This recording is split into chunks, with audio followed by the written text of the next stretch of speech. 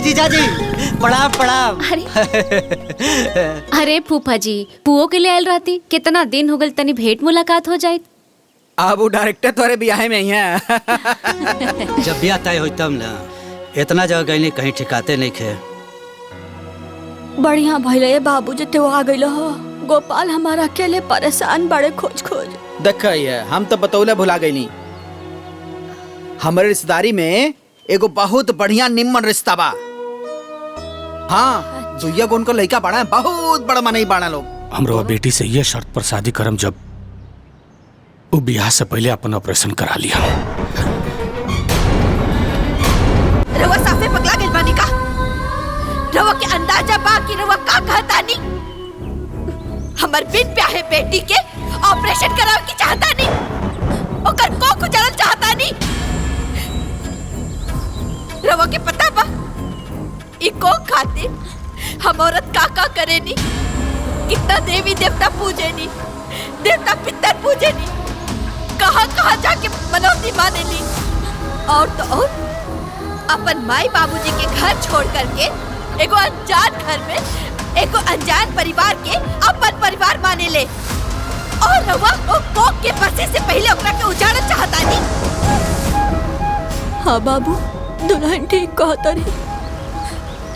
चलो दुआ से बियाह हो तो ठीक बा, लेकिन पहले ही ऑपरेशन होई, ये ठीक नहीं खे बाबू।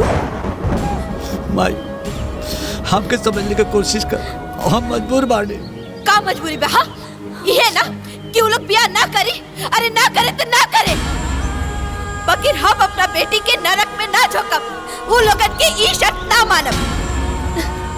भले ही अपना बेटी के कोनो गरीब से बियाह कर दे, लेकिन वो लोगन के ई शर्त ना मानब। तो ठीक बा, बियाह दा लोग हमके जर का के मर जाई, ताकि कुछ झंझटिया खत्म हो जाए। बाबूजी ऐसे मत कहीं। माई, अगर हमरा किस्मत में इहे लिखल बा तो इहे सही माई, लेकिन बाबूजी के मत कोसा। इनकर का दोष बा माई? इनकर का दोष बा? माई, रहल बात उनकर दूगो बच्चा के, तो हम समझ ले अब कि वो दोनों बच्चा हमरा कोख से पैदा भइल बड़े। बाबूजी रो शादी की तैयारी करी, शादी करते तैयार बानी। सुमन, कैसे क्यों ब्याह करेला का? त का करबू बहिन, गरीबी जोन न करा दे।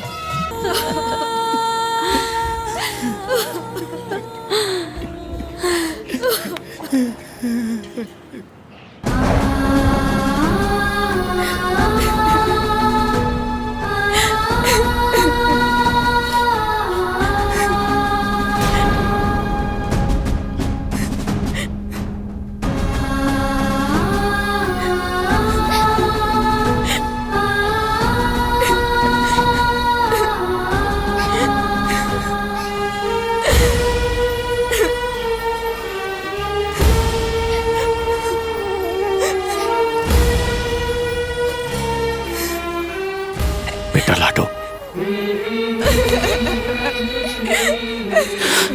बेटा शांत हो जा, संभाला अपना आप के। बाबू को लेके जा, जा बेटा जा।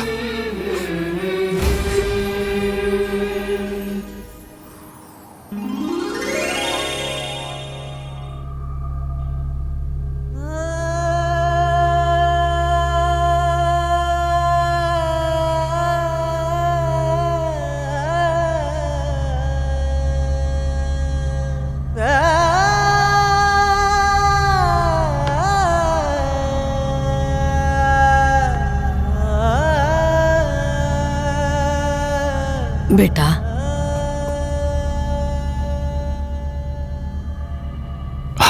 हाँ माई। कहा सोचा तारा? कुछ ना माई। हमरा सब पता बा। अरे गीता के गैला ये दुनिया से 1 बरिस हो गई, लेकिन अब तो ओकरा के भूला नहीं खा पहले। तहार अगर ये हालत रही था, बचन के सहारा के बनी। अरे कुछ सोच। देखा बेटा, जौन होके के रहे तौन हो गई। तू सोचा बियाह करला, अरे इतना लंबा जीवन बा, तहार पहाड़ जैसन जीवन कैसे कटी? ना माई, हम बियाह नहीं कर सकत। हमरा केहू की जरूरत नहीं है। तारा जरूरत नहीं है तो बच्चन के तो जरूरत बानू। हाँ?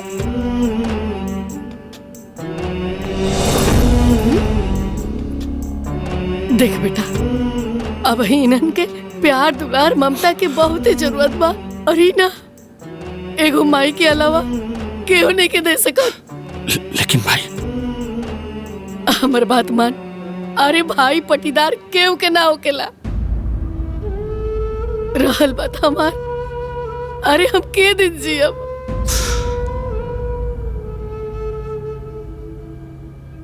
अरे हम तो पाकल आम बानी, कब हम टपक सकतानी। ए बेटा, तू हमार बात मान ले, दूसर बियाह कर ले, यही में सबके भलाई बा। लेकिन भाई, अरे लेकिन उकिन कुछ ना, ते बच्चन के मुंह देख, उन्हीं के माई ला दे। भैया, माई एकदम सही कहत बाड़ी।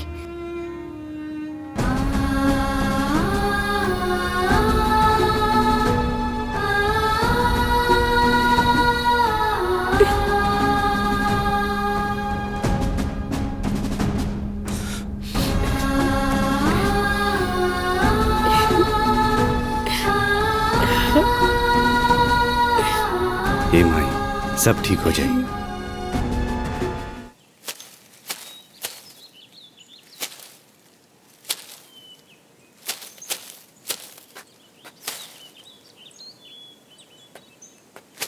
हेलो, हाय नैनू, जल्दी जल्दी काम खत्म करा, मौसम का कोनो भरोसा नहीं खे। जी मालिक। ठीक है ना?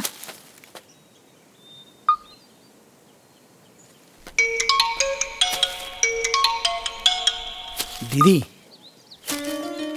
हेलो दीदी। हेलो, प्रणाम दीदी, गोड़ लागत है। अरे खुशी रहा, खुशी रहा। का हाल चाल बा? हेलो दीदी, सब ठीक बा? हेलो, आपन बताई। अरे हम का बताई, हमरो सब ठीक है बा। बीजे के उदास चेहरा देखिला तो हमर करेजा फाटे लागेला। ओकरा के न दुख में हमरा ना देखल जाला। तारा के कितना बार कहनी, ओकरा खातिर एक सुंदर सुशील संस्कारी लड़की खोज के लावा, जवन बाल बच्चा संभाल सके। हाँ दीदिया, हम बतौले भुला गए रहली हैं। हम तोहरा के फोन करमिया रहली हैं। एगो हमारे साला के बेटी बिया, हेलो, पढ़ल लिखल सुशील बिया, हेलो, ये समझी सर्वगुण संपन्न बिया। हाँ हेलो, बाकी वो थोड़ा लोग गरीब बन है, रउआ लोग के बराबरी नहीं खे, यही से हम बतावल ना चाहत रहनी है। हाँ हेलो, आप कहीं तो हम बात शुरू करी दीदिया। अरे बात का करी, बात करो। अरे जब लड़की सुंदर सुशील संस्कारी बिया, बाल बच्चा संभाल सकतिया, तो ये अमीर गरीब के बात कोनो नहीं खे। अब मान लो लड़की में सब गुण रहे, अमीरो रहे, तो एगो अमीर बाप अपना बेटी के दुआ से बियाह करी नानू। हाँ हेलो, हाँ दीदिया, तू ठीक है कहत बड़ू। हाँ तो ठीक कहतानी, तो तू ठीक कर। आज सब घर के काम काज छोड़ के जाके लड़की वाला से बात कर। ठीक बा दीदिया। हेलो, हाँ दीदी, प्रणाम। खुशी रहा, खुशी रहा। बात करे से तो जाते हल्लो हल्लो करत रहेला।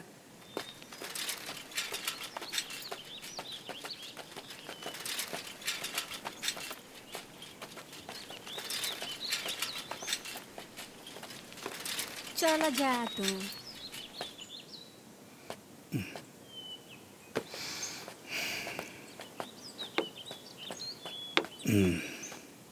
कहाँ गए रहा बाबू? माई, हाँ? सुमन के रिश्ता खातिर गई नहीं हाँ। तक्का भेल, कुछ बात बनल हो? जहाँ जहाँ गईली हाँ, सब इतना दहेज मांगत हवा कि हमरे जैसन गरीब आदमी के सपराव कहाँ से होई। हे भगवान, केहू के गरीब मत बनई हो। अगर गरीब बनई हो दी हो तो अकरा के बेटी मत दी हो, न तो कुल दहेज के लोभे कुल जिए दी हो सन। ना ये बाबू, जल्दी ले आवा हो।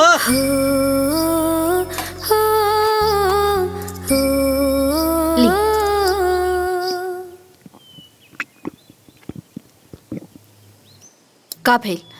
जहाँ गइल रहनी हा घर परिवार बढ़िया बा? हाँ हाँ, सब अच्छा रहा, लेकिन बियाह ना हुई। काहे?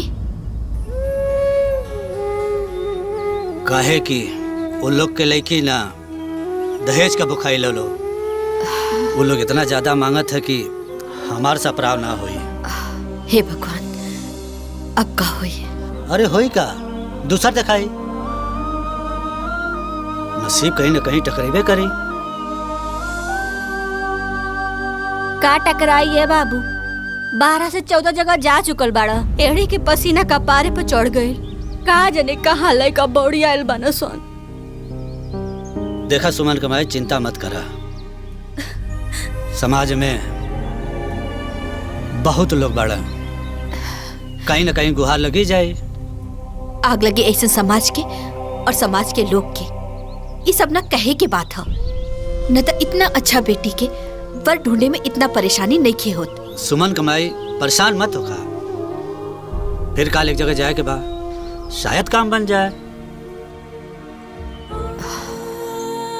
हे डी बाबा, हे काली माई, हमरा से कौन गलती हो गए? माफ करियो गलती के। हमरा पोती के एगो सुंदर घर बर देती। हे डी बाबा, अम्मा जी की दरखास्त सुन ले। हम रवा की कढ़ाई चढ़ाई।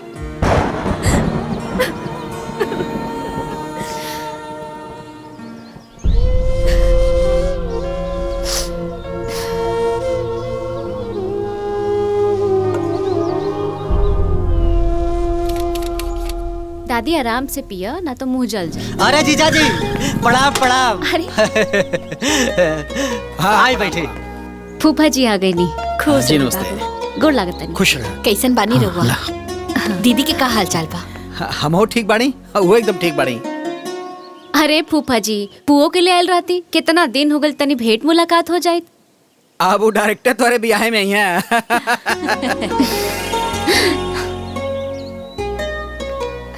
जब ब्याह तय होई तब ना, इतना जगह गई कहीं ठिकाते नहीं खे।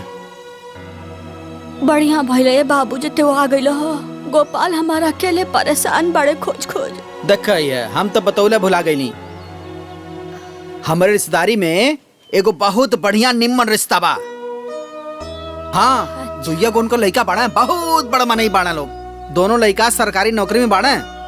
लड़कवा जोन बा जिला पंचायत में जई बा। अगर रिश्ता घर में हो जाए, समझ ला सुमन बिटिया के भाग खुल जाई। लेकिन लेकिन का? लेकिन का? लड़कवा तनी दुआह बा। पत्नी जोन बा बीमारी मर गई लल। ओसे एगो लड़का बा, एगो लड़की बा।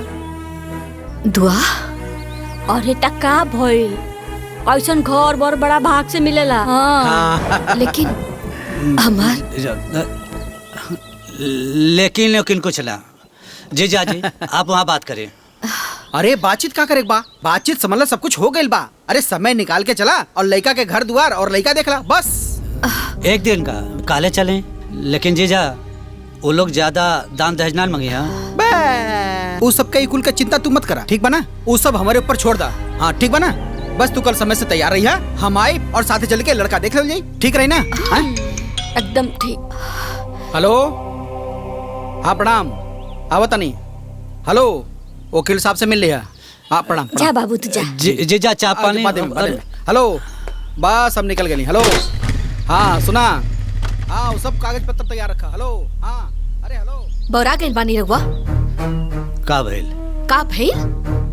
हमार बिटिया कोनो उठल्लू के चूल्हा नहीं खे कि जहाँ मर्जी वहाँ फेंक दी।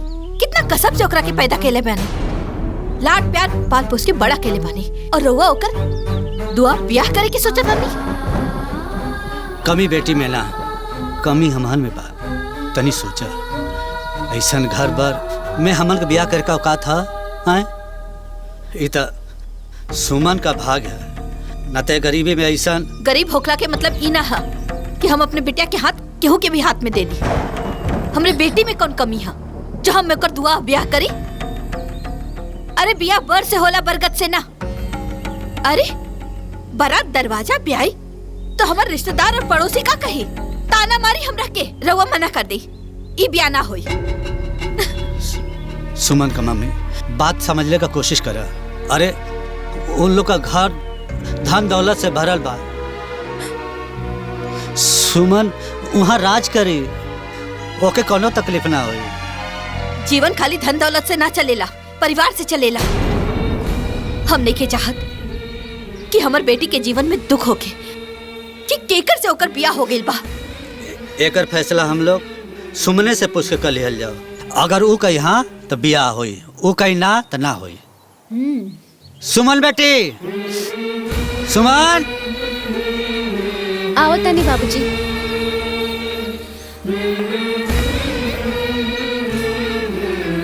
हाँ बाबूजी। बेटी, हमरा और सब बात सुन लेनी। हमके ही बियाह मंजूर बटे। हमरा के कोनो दिक्कत नहीं खे।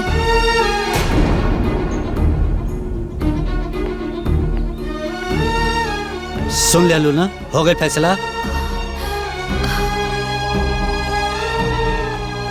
सुमन, ए सुमन,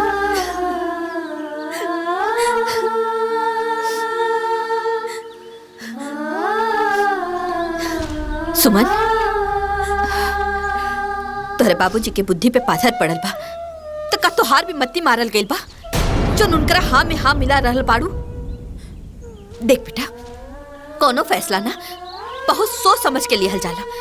काहे से कि एक बार फैसला ले लिहल गइल ना तो दोबारा फिर मौका ना मिलेला। और शादी ब्याह कोनो गुड्डा गुड़िया की खेल नहीं खे। माई, हम सब सोच समझ रहे बानी माई। बाबूजी जौन कुछ भी करी है ना, हमरा भलाई खातिर ही करी।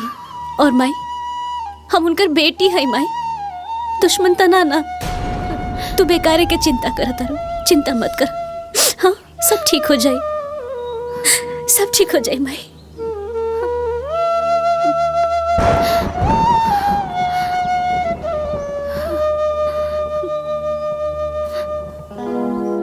देखी, हमार हैसियत राउर बराबर लइखे। हम बहुत गरीब है, हम आपके दहेज में कुछ ना दे पाए। अरे अरे, रउआ ऐसे मत बोली। हैसियत ता देवे वाला के देखल जाला, लेवे वाला के ना। आप अपन बिटिया हमरा के दे रहल बानी त दाता त रउआ भइनी ना। और रहल बात दहेज के, त रउआ एक जोड़ी कपड़ा में अपन बिटिया के हमरा घरे विदा कर दी। हमरा बड़ा खुशी हुई। हमरा दुल्हन चाही दहेज ना, जे आके हमनी के घर परिवार के संभाल सके, बचन के संभाल सके। बाकी भगवान के देहल सब कुछ बा हमरा भी। अरे अरे, एकर चिंता मत करी, हमार बेटी बहुत गुणी भी है, उ सब संभाल ले। हाय ओकर फोटो। ए माई, लड़की तो बहुत सुंदर बाड़ी, हमनी के घर में एकदम फिट हो जाए। हमरा तरफ से तो डन बा। हाँ, और जब दोनों तरफ से डन बा तो जल्दी से दिन बार रख ला लोगन। अरे भैया, आई। प्रणाम। खुश रह, बैठी बैठी। आओ विजय, बैठा। विजय, ये गोपाल बाड़ा है, हमार साला। प्रणाम। इन्हीं के बेटी सुमन से तोहार बियाह तय के दिले बानी। ये फोटो तू देख ला। हाँ अब मामा जी, रउआ माई के पसंद बड़ी तो हमरा कोनो एतराज नहीं है। अब बस हमारे को शर्त बा। कैसन शर्त? देखी, रउआ हमरा बात के बुरा मत माने। हम क्षमा चाहता नहीं, लेकिन हम रउआ बेटी से यह शर्त पर शादी करम जब वो बियाह से पहले अपन ऑपरेशन करा लिया।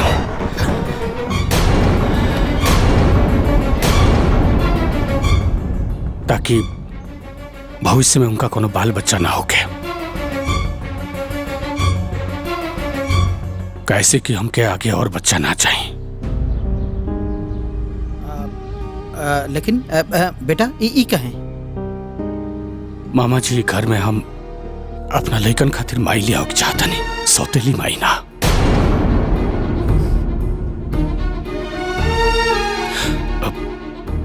क्षमा चाहता नहीं हम।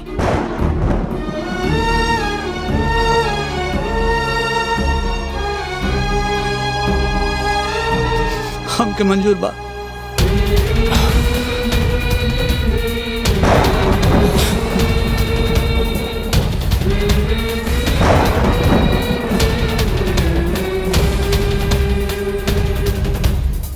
रवा साफे पगला गेल बानी का। रवा के अंदाजा बा कि रवा का कहता नी। हमर बिन ब्याहे बेटी के ऑपरेशन करावे की चाहता नी। ओकर को गुजरल चाहता नी। रवा के पता बा ई को खातिर हम औरत का करे नी। कितना देवी देवता पूजे नी, देवता पितर पूजे नी, कहाँ जाके मनौती माने ली। और तो और अपन माई बाबूजी के घर छोड़ करके एगो अनजान घर में एगो अनजान परिवार के अपन परिवार माने ले। और रवा ओ कोक के बसे से पहले ओकरा के उजाड़ल चाहता नी। हाँ बाबू, दुल्हन ठीक कहता रही। चलो दुआ से बियाह हो गई तो ठीक बा, लेकिन पहले ही ऑपरेशन हुई ये ठीक नहीं के बाबू। माई, हमके समझने की कोशिश कर, हम मजबूर बाड़े। का मजबूरी बा? हाँ ये ना कि वो लोग बियाह ना करी। अरे ना करे तो ना करे, बकिर हम अपना बेटी के नरक में ना झोंकब। वो लोगन के ई शर्त ना मानब। भले ही अपना बेटी के कोनो गरीब से बियाह कर दे, लेकिन वो लोगन के ई शर्त ना मानब। तो ठीक बा, ज्यादा लोग हमके जर का के मर जाई, ताकि कुछ झंझटियां खत्म हो जाए। बाबूजी ऐसे मत कहीं। माई, अगर हमरा किस्मत में यह लिखल बा तो यह सही माई, लेकिन बाबूजी के मत कोसा। इनकर का दोष बा माई, इनकर का दोष बा। माई, रहल बात उनकर दूगो बच्चा के, तो हम समझ ले अब कि वो दोनों बच्चा हमरा कोख से पैदा भइल बड़े। बाबूजी रो शादी की तैयारी करी, शादी करते तैयार बानी। सुमन,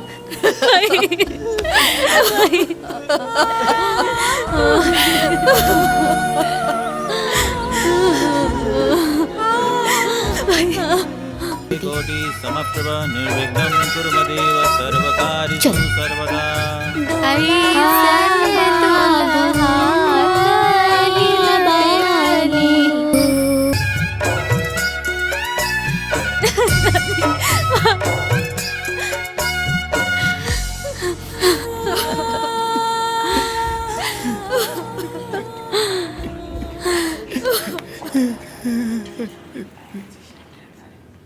ए दुल्हन जी, हई हई ढकेलू वो आ हई जोखन वो हई। ई दोनों जानी न तार चचिया सास लगी हैं। अच्छा प्रणाम कर ला। प्रणाम। खुश रहा बहू। हई ला। सुंदर और संस्कारी बाड़ी। ला बहू, ये हमरा तरफ से मुंह दिखाई रखला। अच्छा तब बहिन तू कुछ मुंह दिखाई देबू कि घर के बहू समझ के फिर में मुंह देख लेबू। अरे जोखन वो काहे घबरा तरु? हम हूँ देहा, हम काहे ना देहा। ए छोटकी दुल्हन, हाँ अम्मा। सुना, गीता के जौन गहना बा ना सब लेके आवो जा। अरे अम्मा जी, गीता दीदी के जेवर अभी सुमन के मत दी। काहे? अरे अम्मा जी, अभी वो घर में नया नया आइल बड़ी, पहले रौरा उनकर चाल ढाल देख ली। अगर रौरा लगे कि सब कुछ सही बा तो दे देम, तब तक जेवर हम अपना पास रख ले बानी। देखा, एक बात सुन ला, सुमन ना गीता के जगह पे आइल बड़ी, यही से गीता के हर सामान पे उनकर अधिकार बा। समझ गईलू? ऊ चाहे जैसन भी होखस, जेवर उनका के आज ही दियाई। अम्मा जी, वो जेवर पे तो लाडो के भी अधिकार बा ना, और वैसे भी वो जेवर रही तो लाडो के शादी में भी काम आई। हाँ दादी, जेवर हमार मम्मी की निशानी बा, ओकरा के अभी मत दी। लाडो एकदम सही कहा तरी अम्मा जी, तनिक रौरा एक बार सोची। देखा, जितना हम कहा तनी उतना करा। आगे का सोचे के बा, का करे के बा, ओकरा खातिर हम जिंदा बानी। समझ गेलू? जा जाके सब जेवर लेके आव, जा ले आओ।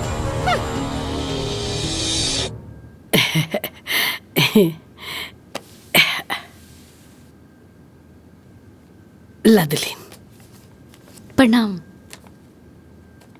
दा दुल्हीन जी हाइला हाई सब गीता के। हाँ तो चाची दामाद बहुत बढ़िया खोजले बाटू। देख पड़ोसी जल मरे लागत हा खैले पीले घर के बाटे। ए बिटिया सब नसीब नसीब के खेला हा। जौन भगवान जेकरा नसीब में देहले बाड़े ना ऊ ओकरा के मिल जाला। हाँ ठीक कहतारी हमार बहू। समझ लू लोगन हमारा गोपाल के बस के ना रहे ऐसन घर बर खोजल। कुछ भी कह चाची दुल्हा के देख के मन जुड़ा गए। बाकी कुछ लोग तो नरम गरम बात करत बड़े कि दुल्हा उम्र दराज के बड़े और ऊपर से दुआ बड़े। ए बिटिया हमरा के सब पता बा केकर करेजा जुड़ा गई और केकर करेजा पर सांप लूट गई। हमहू इहे गांव के बानी। उ लुटौना ओकर दामाद कैसन बा? खूटा नियन एक बिट्टा के। और उसे ठरुआ ओकर दामाद कैसन बा? तवा के पेंदी नियन बा।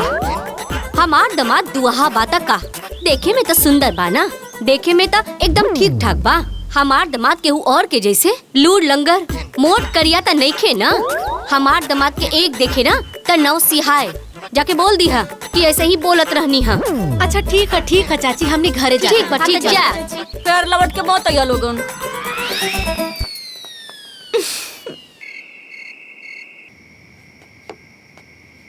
दुल्हीन जी अम्मा जी। हेने आवा। जी अम्मा जी। दुल्हीन गीता जब रही नो तो ई लोग के अपन आँख के तारा समझत रही। रोहित पर अपन जान छिड़कत रही लेकिन भगवान इन लोग के प्यार दुलार सब छीन लेलन। अब गीता के जगह पे तू बाड़ू। इन लोग के जीवन खुशहाल तू ही बना सकेलू।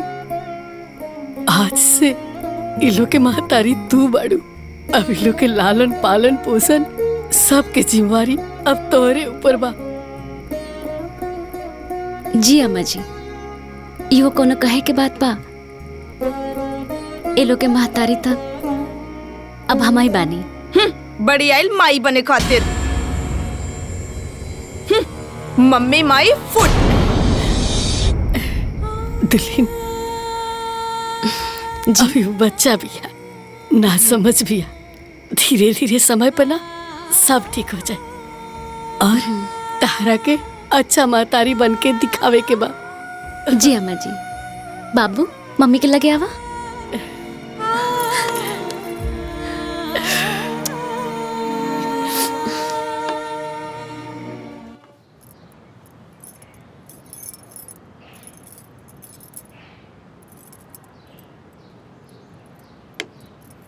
दुल्हीन हाँ अम्मा जी। सुना कल ज्योतिया के व्रत बा तैयारी कर द पूजा के।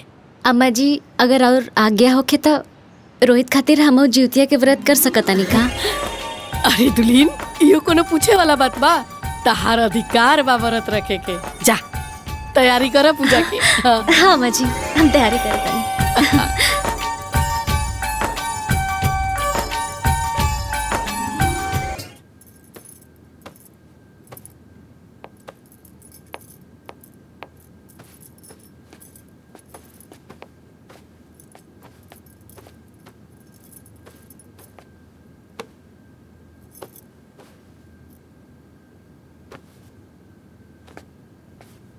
का ढूंढतानी जी? एगो फाइल खोजतानी पता ना कहाँ रखल है। अब फाइल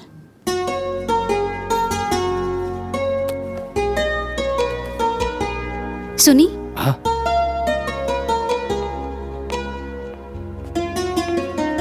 यहाँ का? हाँ ये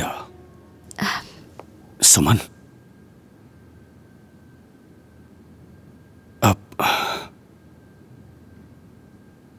हम तारा से कुछ कहे के चाहता नहीं।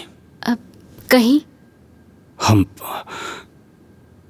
तारा से ऑपरेशन के शर्त रख के ब्याह कैनी। ए खातिर हम बहुत शर्मिंदा बानी। तारा से हम जीवन भर खातिर माई बने के सुख छीन लानी। हम ऐसा करे के ना चाहत रहनी। लेकिन हमार रोहित अब लाडो के सौतेली माँ ना मिले, इससे हमरा से ही गुनाह हो गई।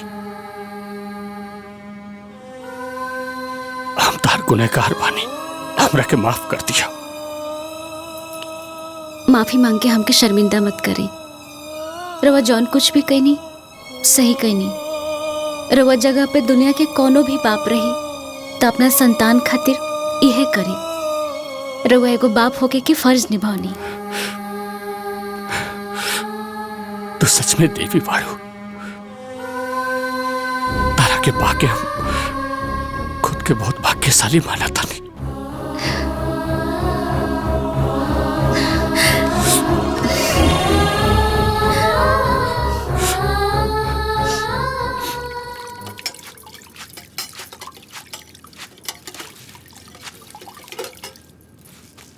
अरे दुल्हीन। हाँ अम्मा। अरे तनी एक गिलास पानी दो हो, गला सुखाता, प्यास लागल बा। सुमन। हाँ दीदी। जरा अम्मा के एक गिलास पानी दे दा, हमार हाथ नहीं खाली है। अच्छा ठीक बा, हम दे देता नहीं। बूढ़ नौनिया ठकुराई ने के अढ़वे हैं? अरे तनी लिहाज करा हो। उम्र में भले तारा से उ छोट बाड़ी, लेकिन पद में तहार जेठान बाड़ी, समझ लू।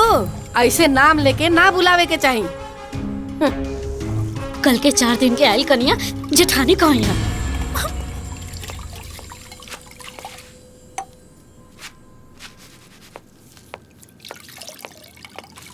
अम्मा जी पानी लावा दा।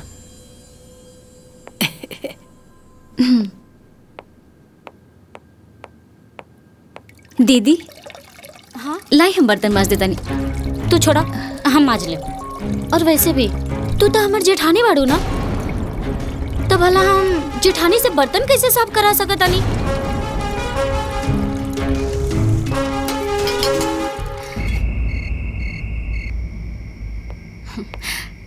अच्छा बच्चा लोग, अब ढेर हो गई पढ़ाई लिखाई। हाँ अब सूते के टाइम हो गई बा। हाँ तू कितना अच्छा बाड़ू, माँ के नियन ख्याल रखेलू। बेटा हम तो तुहार माँ ही है नो। हाँ बोला हमके माँ बोलबा ना। हाँ बोला माँ। बेटा बेटा बेटा।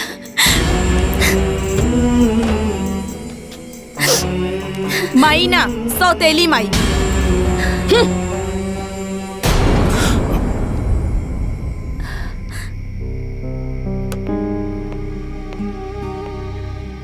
अभी तो हर माई जिंदा बाड़ी, केहू और के देख रेख के जरूरत नहीं खे। ए बेटा चला।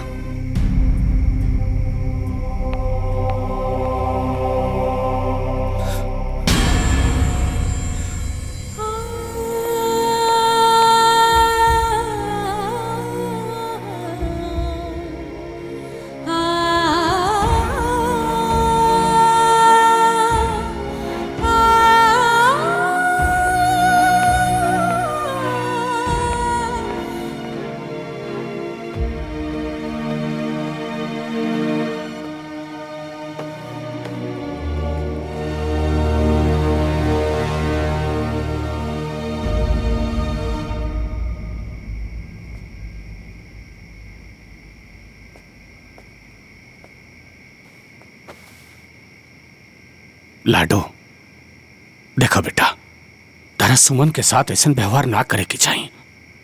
आखिर उतार माई जैसन बाड़ी। माई जैसन बाड़ी, लेकिन माई ना बाड़ी ना।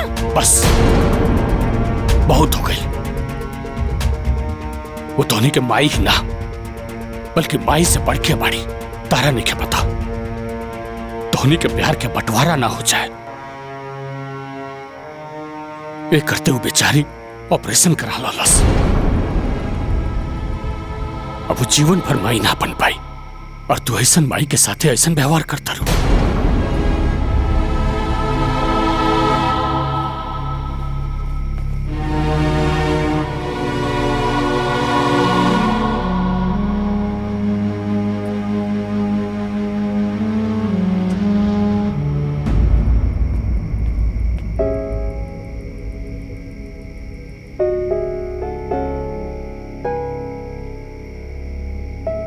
दुल्हन। जी अम्मा जी।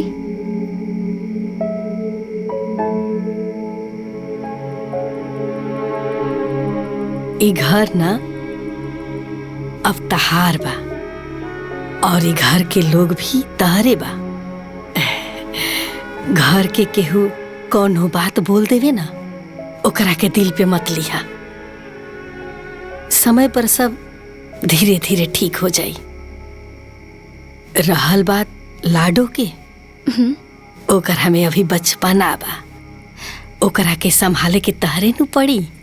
समझ गईलू? हमके लाडो के बात के बुरा ना लागला और रो चिंता मत करी, सब ठीक हो जाए। जा, ढेर रात हो गई बा, जाके तू सूत जा। अरे ना अम्मा जी, रोवा सूती ना, हम दबा देता नहीं। अरे ना ना, हम कहा तनी ना, जा जाके सूत जा तू। अच्छा ठीक बा।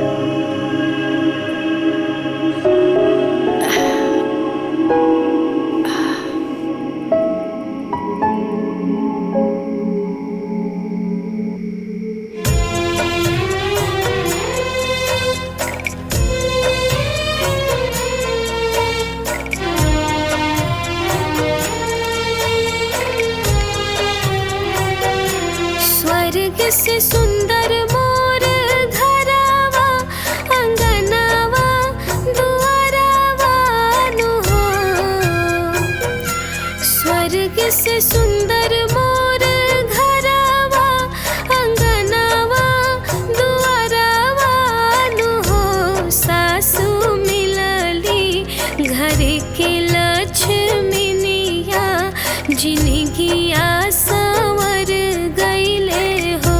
सासू मिलली घर के लक्ष्मीनिया, जिनगिया संवर गईले हो।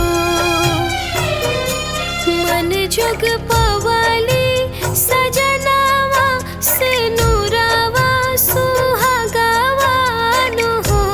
हमरा घरवा के बढ़ल रोशनिया, जिनगिया संवर गईले हो। हमरा घरवा के बढ़ल रोशनिया, जिनगिया संवर गईले हो।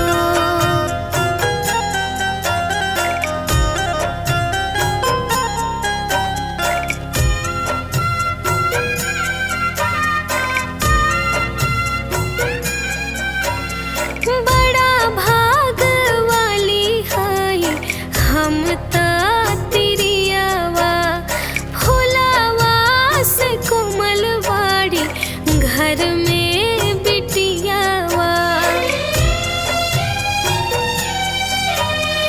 बड़ा भाग वाली हाई हम ता तिरियावा, फुलावा से कोमल वाड़ी घर में बिटियावा। खुशिया से भरल बाटे मनावा, चाह की जाला जियारा नु हो। हमरा घरवा के बढ़ल रोशनिया, जिनगिया संवर गईले हो। हमरा घरवा के बढ़ल रोशनिया, जिनगिया संवर गईले हो।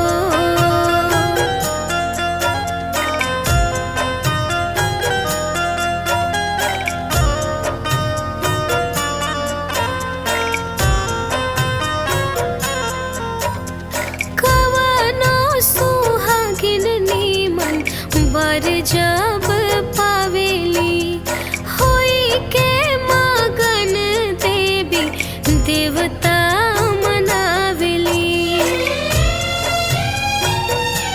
हो कवनो सुहागिन नीमन वर जब पावेली, होई के मगन देवी देवता मनावेली। नीमन मिलल परिवारवा, नीमन हर लोगवा नु हो।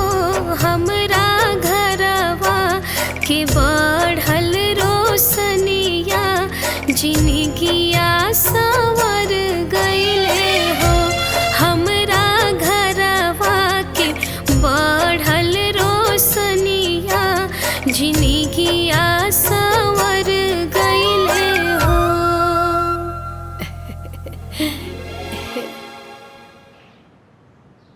दुल्हीन तारा माई के फोन आई रहल ह, कहत रही है कि बड़ा ओकरा के देखे के मन करता।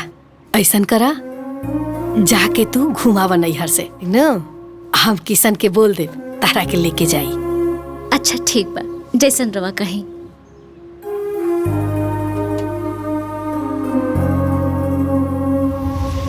एहनी के कोनो चिंता फिक्र नहीं के, जौन करे के बना हमारे करे के बा। हम जबले कोनो काम पे ध्यान ना दी ना तो घर में कोनो काम होके वाला नहीं के। दुल्हन के नैहर जाए के बा, अब अही ले कोनो तैयारी नहीं के भाई। विजय, ए किसान। हाँ माई। अरे केने बाड़ा लोग हो? अरे का भइल माई? हाँ माई। बहू के काल नैहर जाए के बा, अब पूछा तारा का भइल? अरे कोनो तैयारी नहीं के भाई, समझला? जाके बाजारी से फल ओल मर मिठाई लेके आव। अरे रहुआ चिंता ना करी, हम जाके सब ले आई। ले आई ना, जाके लेके आओ। ठीक बा। आ तू विजय, दुल्हन के बाजारे लेके जा और उनका मन पसंद के साड़ी कपड़ा साज सिंगार सब खरीदवा दो। अरे माई, उनका पेटी में पहले ही से इतना साड़ी भरल पड़ल बा, और कितना चाहिए? अरे तो हमारा नहीं पता कि पड़ल बा, जौन हम कहता ना उ कर। अरे हमार पतो हिया, जब उतरे तो लोग के लागे के चाहिए के कर पतो हिया, समझला? ठीक बा, हम उनका के लेके जाता नहीं। जा।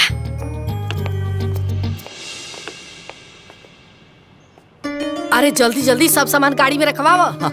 रखते बानी। लाडो। हाँ दादी। अरे जाके देखा था मम्मी तहार तैयार भइली कि ना भइली? कह दो उनका से जल्दी से तैयार हो जास, कहीं जाए के मुहूर्त ना निकल जाए। ऐसन तैयार होत बाड़ी जैसे मई के ना गौने जात बाड़ी। ये लड़की तो। हाँ बउआ ले जो। हाँ दुल्हीन, ए दुल्हीन। हाँ अम्मा जी। अरे जल्दी तैयार होके आवा हो। बस आवते बानी तैयार हो गई नी। ले जा। हाँ।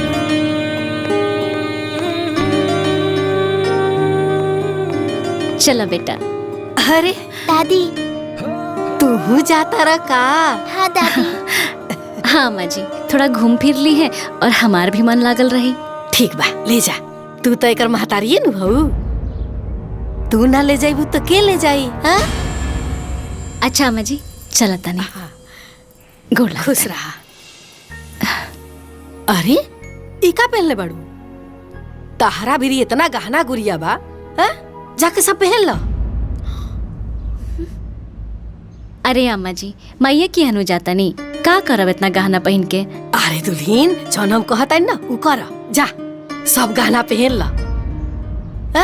जब वो जा उतरबू तो लोग के लागे के चाहिए ना कि केकर पतो आइल बड़ी। अच्छा ठीक बा। अच्छा बाबू रुको, आवता नहीं अभी। हेने आवा। नानी के ने जाता रहा, दादी के बुलैया मत। दादी। हे माई, देखा अभी तक डलिया भी ये बाबू तो क्या करे, कुछ करहो के चाहे न। अरे बिटो का तो बियाह हो गई, के करे खातिर भी न तारे। अरे ओकर लड़का फैका के खेलिहन सो। अरे सुमन का मम्मी, जल्दी आवा, सुमन आ गई। आवे रोहिन। का भेलो? अरे इधर देखा ना, सुमन ससुराल से आइल बिया। सही हो।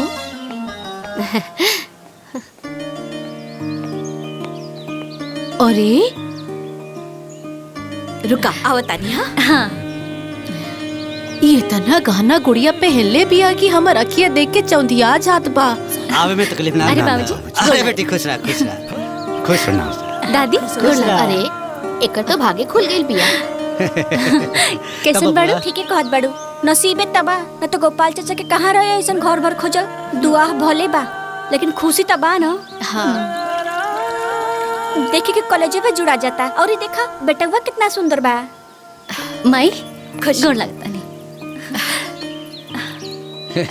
मुँह झुरा गेल बा, भूख लागल बा करा। खुश रहा। हमार नाती आइल बा। लइकवा सुंदर तबा, लेकिन लगता पहलकी औरत के बाटे। अरे ता मैयो तो सुंदर रहल होई। अब भगवान करे ऐसन घर भर सबके मिले। आओ ना। हाँ। सामान निकाल देते हैं। अच्छा अच्छा चला चला घर चला। चला। हाँ।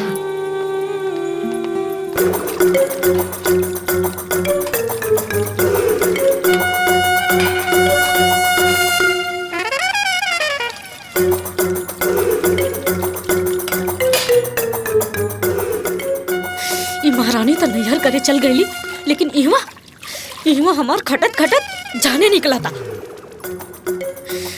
अगर ऐसे ही चलत रही ना तो एक दिन तो हम मरिए जाए।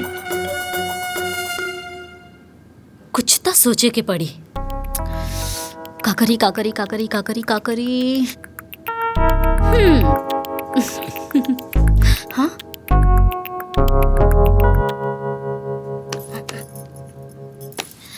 अम्मा जी, अम्मा जी, लाडो, अम्मा जी,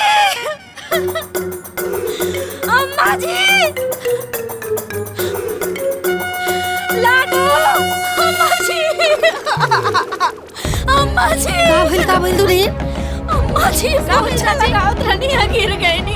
अरे लाडो उठाओ तो। अरे बुझाता के पैर में टूट गई हमारा। अरे अरे ज्यादा चोट तो ना लागल? हमार बाबू नानी के हाथ से खाई। और बिटिया तोहरा ससुराल में कोनो तकलीफ तो नहीं खे ना? ना माई, कोनो तकलीफ नहीं खे। सब कोई तोहर ध्यान रखेला ना? सब केहू बहुत मानेला। हमर देवरानी तो घर के एक को काम धाम ना करे देवेली। हमर बेटी वो हमके बहुत मानेली माई। हमर सासू माँ वो तो ऐसा करेली ना कि जैसे हम छोट बच्चा है, दिन भर पीछे पीछे लागल रहेली। ना नानी बस एक ना आ बाकी माई तुहार बड़ी याद आवेला। हम ना जाए, हम यही जा रहा। तब मत जाना, और वैसे भी हम तरह के जाए ना दे। अरे अम्मा जी बहुत दुखाता। ठीक ठीक ठीक हो जाई। संभाला। अम्मा जी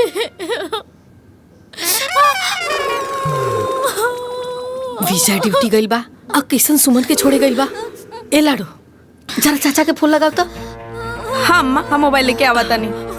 और बताइए नौकरी चाकरी के का हाल बा? सब बढ़िया चला था बाबूजी, बस छुट्टी नहीं के मिलत रहा। भौजी के लावे के रहे, बड़ा मगजमारी करके 2 दिन के छुट्टी मिलल, तब तक लेके आई नहीं है। न तो खाली ऑफिस और ऑफिस के काम। सही कहा तनी बबुआ। वो कहल जाला ना, नौकरी मतलब ना करी, आ करी तो ना करी। सही कहा तानी।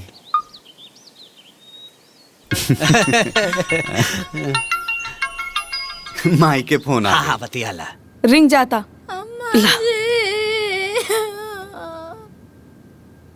लगा था माई के भी भौजी के बिना मन नहीं खेला कर। अम्मा जी। किशन। हाँ माई। हाय देखना बेटा, रामभा गिर गई बड़ी, पैर में चोट आ गई बा। तू आ जाना जल्दी। पैर में चोट लाग गई बा, वो चल नहीं की पावत। तू आ जा ठीक बा जल्दी। माई, हम आवत नहीं। पैरवा टूट गइल का? हमर पैरवा टूट गइल का? का भइल बा हो? वो कुछ ना दादी जी, हमार पत्नी गिर गई बाड़ी। वो तनी मनी चोट लागल हो कि हम जाए तब इलाज करा दे। कोनो चिंता के बात नहीं खे। अम्मा जी, अरे चाची चिल्ला मत, कुछ ना हुई। अरे दुल्हीन ज्यादा चोट नहीं खे, ठीक हो जाई। चाची चाची ठीक हो जाई। अम्मा जी।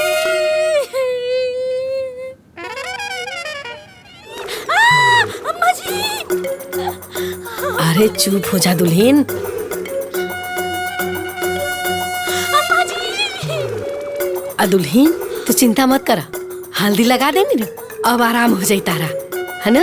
आ किशन आवते बा। हाँ? अम्मा जी भाभी हम चलता नहीं। अरे बाबू रवा तो रुके वाला रही है ना, हम तो राउर सेवा सत्कार भी ना कर पौली हाँ। अरे ना ना, इनका के जायदा उ कहा ना, रंभा बिटिया फिसल के गिर गई, चल फिर ना पाओ।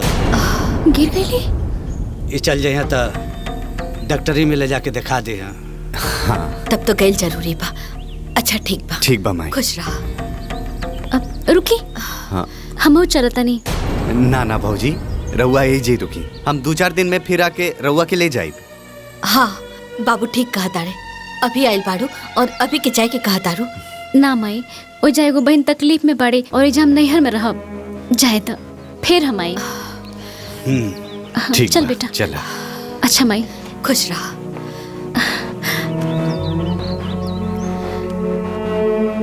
अच्छा बाबूजी चलो तनी। खुश रह बेटी, आशीर्वाद।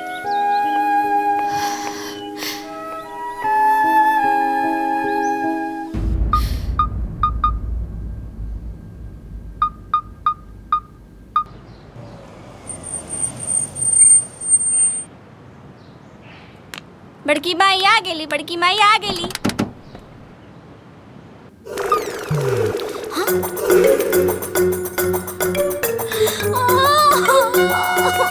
दीदी ये कैसे हो गई? कैसे गिर गई? हाँ ज्यादा चोट तो ना लागल? ना ना ज्यादा चोट तो नहीं लागल, बस पैर में थोड़ा सा मोच आ गई। अगर ज्यादा दर्द बा तो चला डॉक्टर से दिखा दी। हाँ किशन, हम डॉक्टर के बुलौले रहनी हा, कल हन की ज्यादा चोट नहीं खे, हल्दी के लेप लगा दिले बनी, ठीक हो जाए। हनु दुल्हन हाइला ये हल्दी के दूध पिला दा। हाँ दी। दर्द खींच ली। दीदी उठी, दूध पी ली, आराम से आराम से।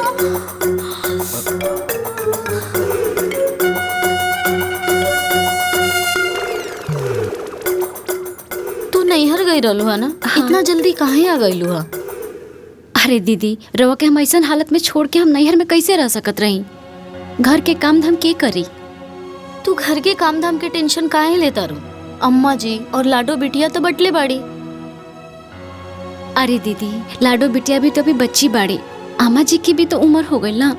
ऐसा करी रवा आराम करी, हम घर के सारा काम धाम कर ले। हाँ आराम करी।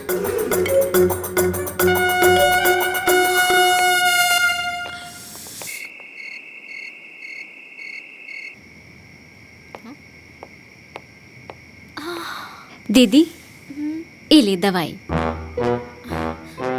ना ना हम दवाई ना खाए, हमके दवाई बहुत कड़वा लागेला। अरे लेकिन दवाई ना खाए तो आराम कैसे हुई? ले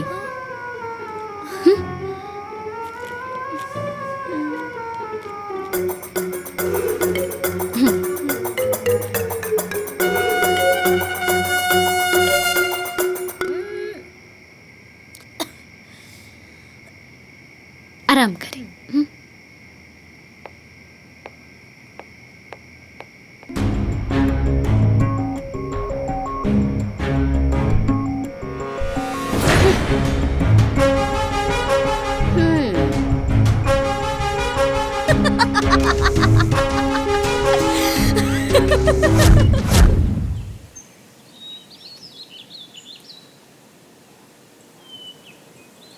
तू हमार बड़ जेठानी बाड़ू, फिर भी कितना सेवा करत अरु हमार। ये सब कर्जा हम कहाँ भरब? अरे दीदी जेठान से पहले ना हम बहन बनी, और बहन के कोनो कर्जा ना होला।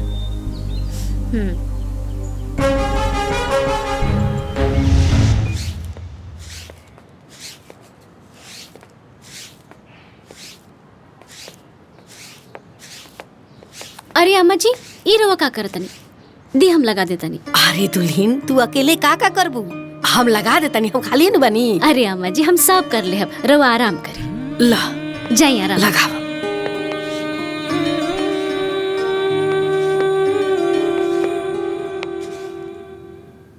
हेलो हाँ हाय अच्छा अरे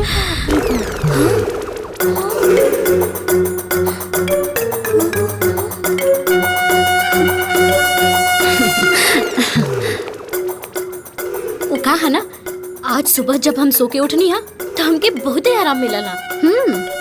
ऐसा लगला कि हमके कुछ भइले नहीं के। हाय देखा हमार पैर ठीक हो गई। इस सब तोहरा सेवा के जादू के असर है। अच्छा भाई जादू के असर जल्दी हो गई। ली नाश्ता करी।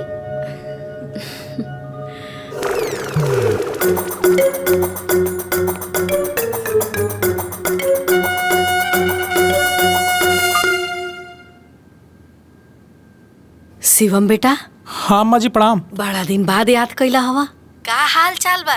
सब ठीक ठाक बानू घर परिवार में? हाँ सब ठीक ठाक बा अम्मा, बस। का भइल बेटा? काहे परेशान लागत रहा? कोनो बात होके तो हमारा से कह सकत रहा। अरे हम तारा माई नियन बानी। ना अम्मा, कोनो परेशानी की बात नहीं के। कल रक्षाबंधन बा, दीदिया के बहुत याद आवत बा, मन बहुत उदास भइल बा। सोचली आपसे बात कर ली, थोड़ा मन हल्का हो जाई। लेकिन गीता दीदी की याद दिल से जात नहीं खे। का करबो बेटा, उनकर ऐसा स्वभावे रहे कि कबो चित से उतरेली ना। ए बेटा, तू एक काम कर ना, तू ऐसे आ जाकर सुमन से और अम्मा से दोनों से राखी बनवा लिया, दिल बहल जाए। हाँ? अम्मा जी, केकर फोन है? दुल्हन, गीता के भाई शिवम के फोन है। कल रक्षाबंधन माना, बड़ा उदास बटे, गीता की याद करके रोआ था। दी हमके बात कराई। हेलो शिवम भैया, हम सुमन बोला तानी। हाँ दीदी प्रणाम। खुश रहा। अब तुहार बहन तोहरा के राखी बांधे काल आ रहल बड़ी, ठीक बा? और सुना, जेब गरम रखी है। ठीक बा दीदी, हम इंतजार करब। हाँ ठीक बा।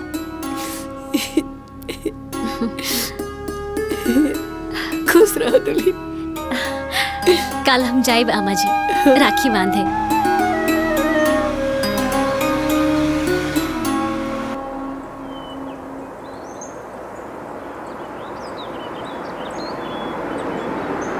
बाबूजी, माई, दीदी और जीजा जी आ गई ले।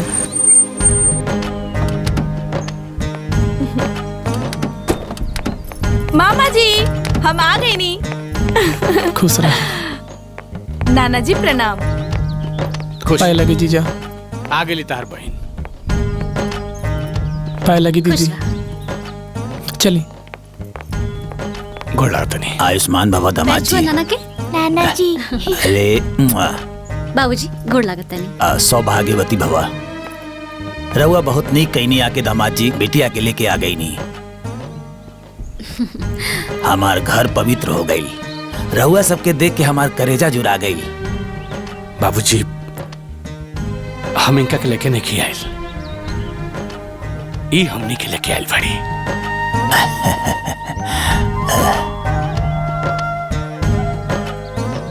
अपना भाई के राखी बांधे।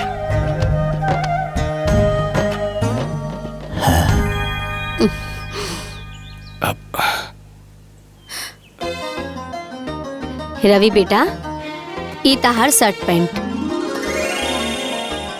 लाडो, ई तहार सूट बा। अच्छा। ई साड़ी सुमन बिटिया खातिर। अरे लेकिन माई, एकर का जरूरत रहला? अरे हम जाना तानी बिटिया कि तू भरल पुरल परिवार से बाड़ू, तहार ऊपर भगवान के आशीर्वाद हुई ना, सब भरल पुरल रहे। लेकिन कौनो माई अपन बेटी के खाली हाथ जाई देवे ले? तू ही बतावा, ई हमार आशीर्वाद समझ के रखला। अच्छा ठीक बा, तू कहा तर तुम रख ले तनी। और का खोइचा लेके आवत तानी। अच्छा हाँ रुकिए, ए में दे दी। स्वर्ग से सुंदर मोर घरवा अंगना। माई, अच्छा हमने के चला तनी जा। चलो तनी। हाँ आओ बेटा। खुशियाँ से भरल बाटे मनावा चहकी जाला जिया। बेटी आवत जात रहिया, भूल मत जइया अपन माई के। हाँ माई, आवत जात रही, बाकी तू अपन ख्याल रखिए। बेटी तोहरा के देख के ऐसा लागत ना कि हमार गीता फिर से वापस आ गई। माई, हम गीता दीदी तो ना बन पाई, बाकी तोहरा के गीता दीदी के कमी कब्बो महसूस ना होके दे, कब्बो ना होके दे माई।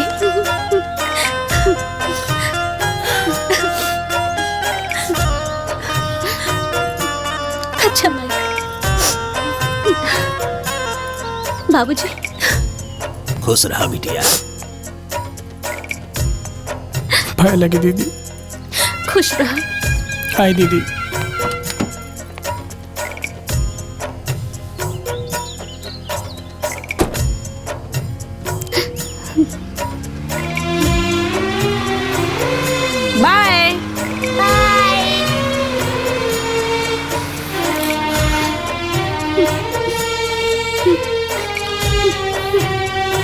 हाँ मैं काहे बोलूँ?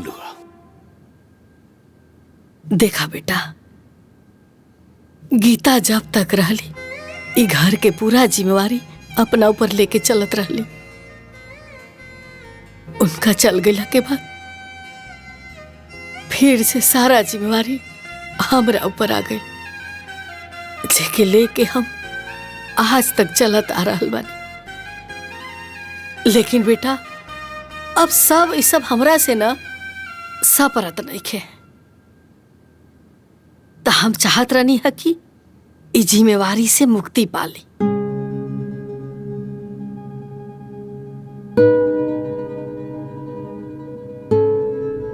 और हम चाहता नहीं कि सुमन ए घर के बड़ बहू बाड़ी, तो सारा जिम्मेवारी हम उनके के सौंप दी।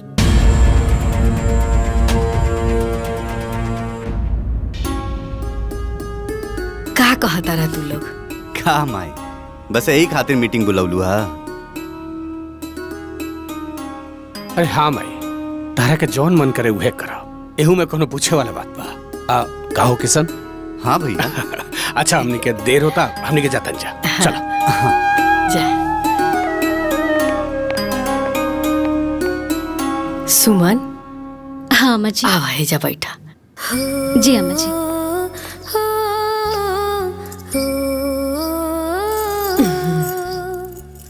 हाइला ई घर के चाबी है। ई हम का करब? रख ला।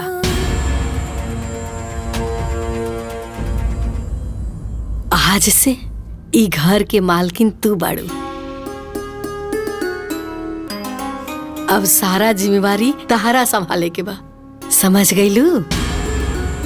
लेकिन अरे रखा रंभा, आज से सुमन के सहयोग करिया। हाँ काहे नहीं? काल के आइल कनिया मालकिन बन गई और हम इनकर नौकरानी बना। का हमार मुंह मालकिन बने लायक नहीं खे? अरे ये घर में इनकरा से पहले हम आइल बानी, लेकिन ना, हम तो खाली बनावे खियावे खातिर आइल बानी। अरे छोटकी दुल्हन, इनकर पद तारा से बड़ा बा। त घर के मालकिन ई ना बनी है त के बनी? अम्मा जी, हमरा से पहले दीदी ये घर में आइल बानी, तय घर के जिम्मेदारी दीदी संभारब तो ज्यादा अच्छा रही और हमके भी अच्छा लगे। ठीक बात है संतार मर्जी। दीदी ले घर के जिम्मेदारी रहुआ संभारी। हमरा के खैरात नहीं चाहिए और हमरा ऊपर ना दया दिखावला के कोनो जरूरत नहीं के।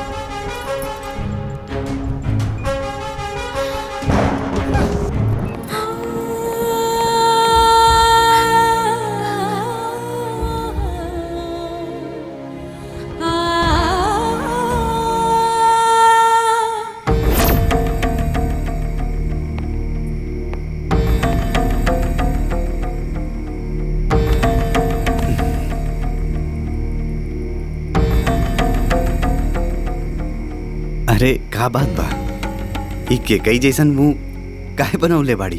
अच्छा, हम के जैसन मुंह बनौले बनी? रउरा त राजा हरिश्चंद्र बानी ना? ई पूरा घर दुआर राजपाट सब दान में लुटाई दी और हमके और हमरे बेटा के जाके मुर्दा घाट में बिठाई दी। का हो गई? कौन राजपाट लुटा गई? दौलत तो ऐसन मानी जैसे कि रोरा कुछ पत्ते नहीं खे। जब अम्मा जी घर के मालिकाना के चाबी देत रहनी ओ टाइम ते रोरा मुंह से कोनो आवाज नहीं निकलला। मुंह में दही जमा के बैठल रहनी बड़ी है। अरे ओकरा से पहले ए घर में हम आइल रहनी, लेकिन ना, सब केहू के संगे रौरा हाँ में हाँ मिलावत रहनी। अरे मलिकाना के चाबी हमरा के मिले के चाहिए। जाई जाके भौजी के लगे बैठी, ए जगह है आइल बानी। अरे रंभा, समझे के कोशिश करी तू। हमरा के ना रौरा समझावे के कोशिश मत करी, वरना हम रौरा के अच्छा से समझा दे। जाई यहाँ से। अरे तू जाई यहाँ से। आराम से, हम जाता नहीं। निकले हमरा रूम से। दिन भर काम कर करके मर जा और मालकिन बनिहन ऊ।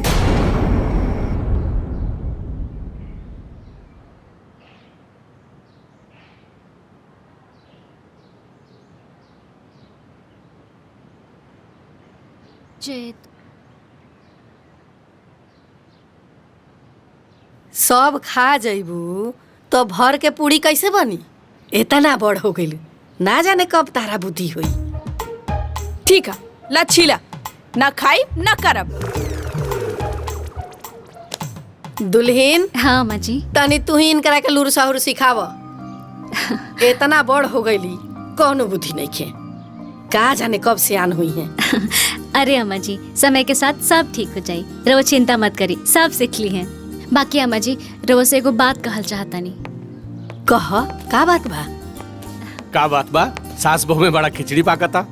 खिचड़ी ना पाकता जी, सुनी ना, अब हम ही कहल चाहता नहीं कि हमनी के लाडो बिटिया भी शादी के जोग होइए गइल बड़ी, तो कहीं निमन घर द्वार देख के समय पर शादी हो जाए तनी मन रहित। हाँ, दुल्हीन एकदम ठीक कहतारी। अरे समय पे ही बियाह शादी अच्छा लागेला। ए बेटा, अब एकरा खातिर बढ़िया घर बर खोजा, चर्चा कर, समझला? ठीक बा माई, हमहू देखतानी आ 4-5 लोग के बोल भी देतानी कि कोनो बढ़िया घर बार अच्छा लड़का मिले तो हमरा के बताओ लोग। हाँ। अच्छा, चला तनी। हाँ। ए सुमन, अपने हद में रह, ज्यादा मलकाना करे की कोशिश मत करा। लाडो! दादी चिल्लाई मत, इनका के समझा दा कि सिर्फ चौका बर्तन पे ही ध्यान दे, हमार माई बनने की कोशिश ना करे, ना तब बहुत बुरा हो जाए।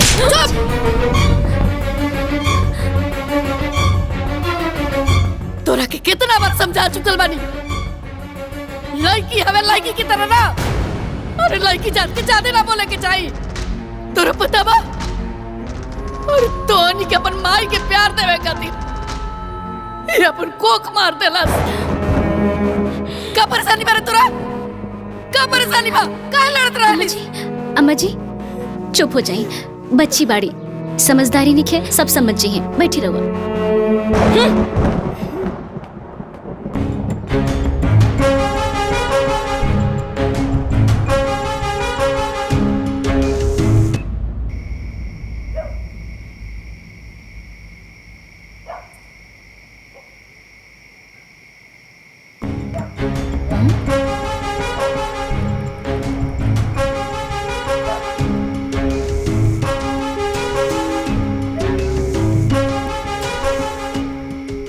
लाडो, जाए द लाडो, आखिर ऊ तोहर दादी बाड़ी, दादी के मार हमेशा दुलार होला। आखिर एमे तोहरा दादी के कौन गलती बा? जब घर में मैबा महतारी आ जाली ना, तो ऐसे ही होला। तू एक काम करा, हम खाना निकाला था नहीं, तू आके खा ला, और तू बिल्कुल टेंशन मत ला, अब तोहके ही कुछ सोचे के पड़ी। समझा तारू ना हम का कहता नहीं? चलो आजा।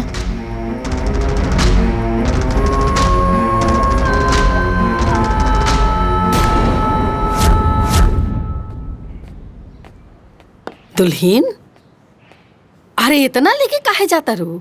का जल्दी बा? अरे अम्मा जी, इतना भारी नहीं खे, चल जाई। ठीक बा, जा संभाल के जइहा। हाँ।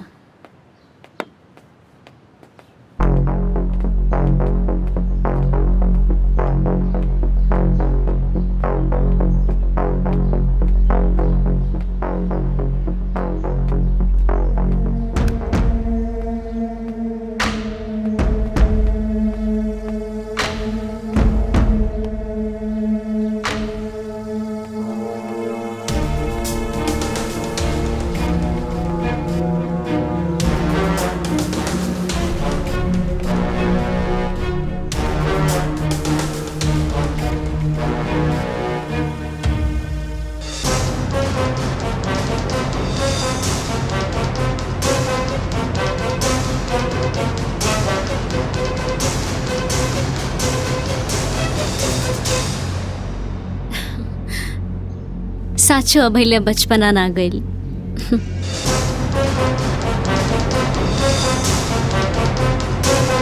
कोनो बात ना, हम साफ कर दे। हम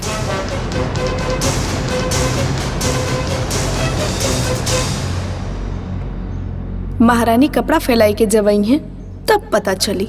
हाथ पैर टूटे तो खूब मजा आई।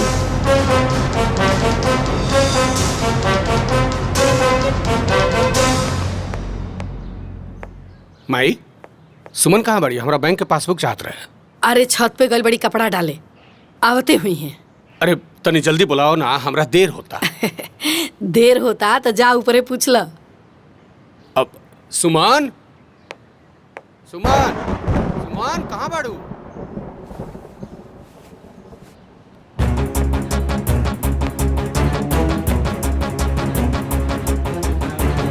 सुमन, सुमन।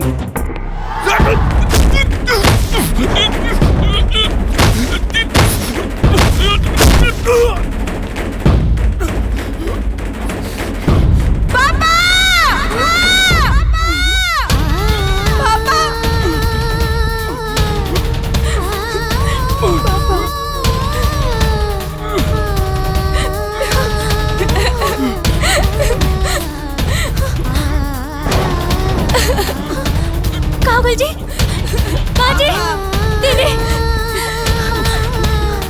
बोले, कावल, कावल जी,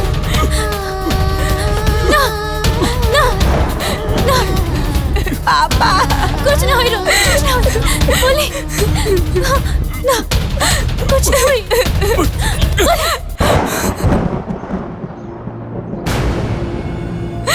पापा।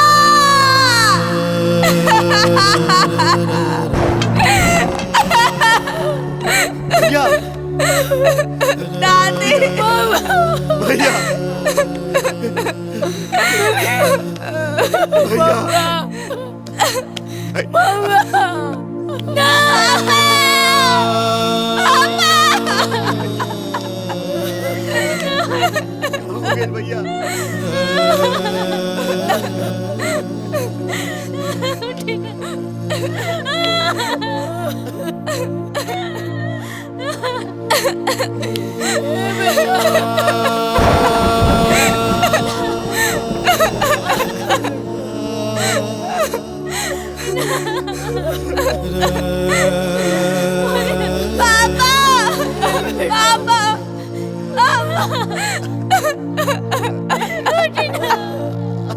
अम्मा जी, ये विधाता कौन कलम से हमने बिटिया के नसीब लिखले बा।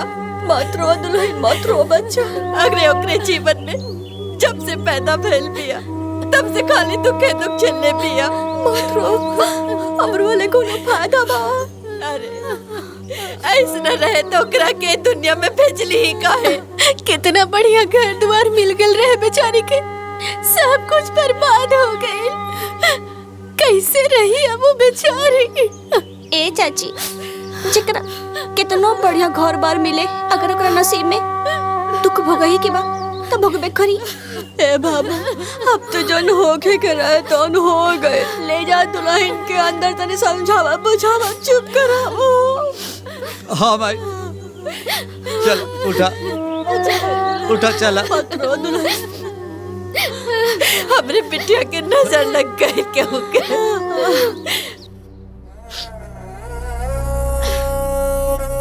समझी जी, सब तबीयत बिता जाए, लेकिन सुमन के का होई सोच के हमर करेजा फाटा था। अरे उम्र कितना वाइड कर, पहाड़ जैसा जीवन घुट घुट के कैसे बिताई है। समझी जी, रुआ समझा तक ना हम का कहल चाहता नहीं। समझी जी, हम सोचा था नहीं कि सुमन के दूसर ब्याह कर देल जाओ, यही में सब ठीक रही। हम ये सोचा था नहीं समझिन जी, बाकी ये घर का स्थिति अलैकन का मुंह देख के हिम्मत ला पड़ता ला। बेटी, हाँ, घरे जाए के तैयारी कर।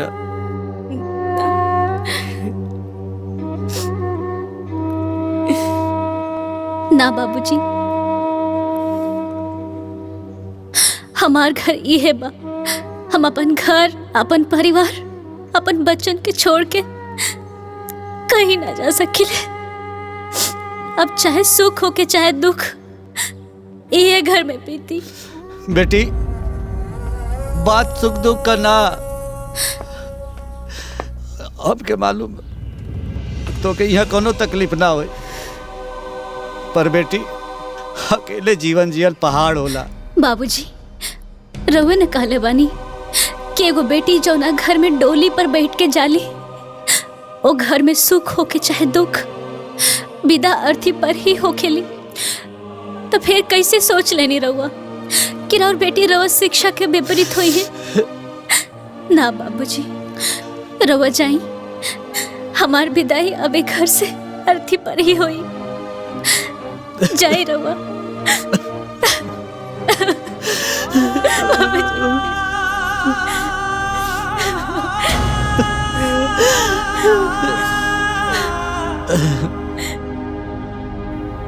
बेटी, हमके तोरा पर नाज बा। आज हमार छाती गर्व से चौड़ा हो गई।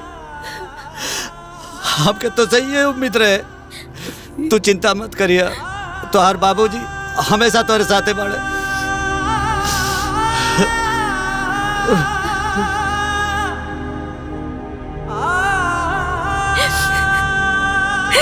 माई,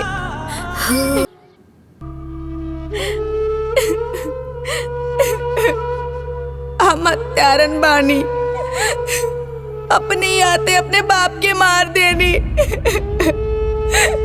हे भगवान, हमके हमरे पाप के सजा मिले के चाहिए। हमके जी के कोनो अधिकार नहीं के। भगवान बहुत देना। लड्डू बिटिया, माई,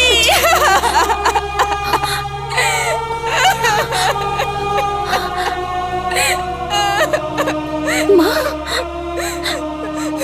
तुम हमके माँ खा लो। चुप हो जा, मत रोवा। माँ, बिटिया, बिटिया, चुप हो जा। अब और मत रोवा, न तो हमार कलेजा फट जाए। बिटिया, माई, हम हत्यारन बानी, हत्यारन। हमरा के माहौर दे दा। हमरा के जिए के कोनो हक ना बा। ना बिटिया, ये हो नहीं रहल, हो गई। तू अपना के मत कोसा, अपना के मत कोसा। ना माई, ये हो नहीं ना रहल। तोहरा के नहीं के पता, तोहरा के गिरावे के खातिर छत के सीढ़ी पे ते करी का करी माई। चुप हो जा बेटी, सब ठीक हो जाए। चुप हो जा।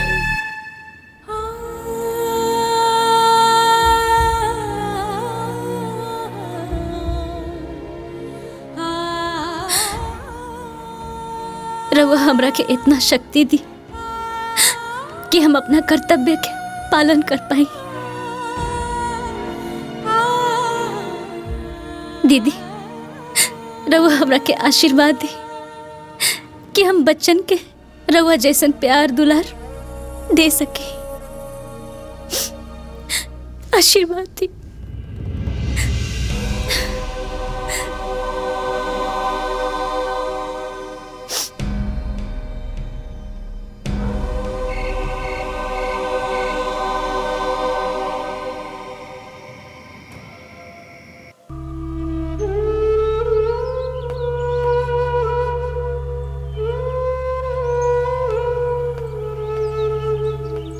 ए माई, का सोच रहल बाड़ू?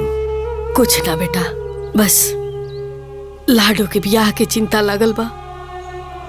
कहीं अच्छा घर बर परिवार देख के ओकर हाथ पीला हो जाई तब बढ़िया रही।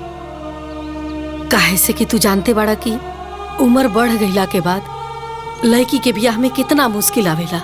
ए माई, रउआ काहे इतना चिंता करत बाड़ू? रउआ के का लागता? हमरा के कोनो चिंता फिक्र नहीं खे। हम खुद लाडो खातिर बढ़िया लड़का खोजतानी, लेकिन मन लायक मिलते नहीं खे। वो कहा कि शादी में कोनो लेकिन ना होके के चाहे, केहू उंगली ना उठा सके, कोई ई ना कह सके कि लड़की के बाप ना तो चाचा बियाह ठीक से ना कइले। बस एक खातिर देखा बेटा, अब जे बाड़ा तू ही एक घर खातिर बाड़ा। तहरा ऊपर एक घर के सब दारो मदार बाटे। तहरे ये सब ठीक करे के बा, समझ गईला? अब तू अपन नाफा नुकसान हानि लाभ देख के अपना हिसाब से करा। ए माई, सब हो जाए, तू बस एकदम आराम से रहा। हाँ?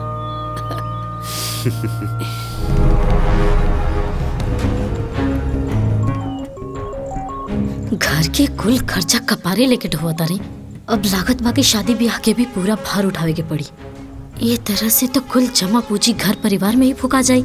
हमार लड़का के भविष्य के का होई? लागत के कोनो न कोनो रास्ता निकाल ही के पड़ी।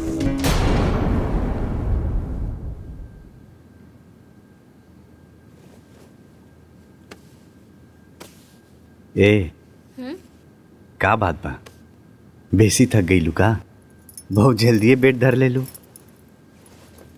कहे थकान कहाँ से हुई? हाँ, हमरा खातिर तरोरा नौकरानी लगा के रख ले बनी ना, जवन ए घर के सारा काम करेले और हम महारानी बन के बैठल रहे नी। अरे तो एकरा में इतना गुस्साए के का बात बा? हाँ, एक बात बतावा, ये घर तहार, ये घर के काम तू ना करबू तो के करी? अच्छा मुंह फुलावल छोड़ा, हमार कपार बहुत दुखाता, तनी तेल लगाता। हाँ हाँ, काहे नहीं? हाँ, दिन भर ए घर में झाड़ू पोछा बर्तन सब करी हम, सबके खाना बना के खियाई हम। अरे केहू हेल्प तक करे नहीं आवेला और ऊपर से कपार दुखाता, कपार दबा दा। एक बात ना रौरा कान खोल के सुन ली, अब ये रौरा घर के जिम्मेदारी ना हमरा बस के नहीं के, हमसे ना होई। रौरा कुछ ना कुछ करी। अरे ये कैसन बात करत ताड़ू तू? घर परिवार के जिम्मेवारी लिहल कोनो भार ना होला?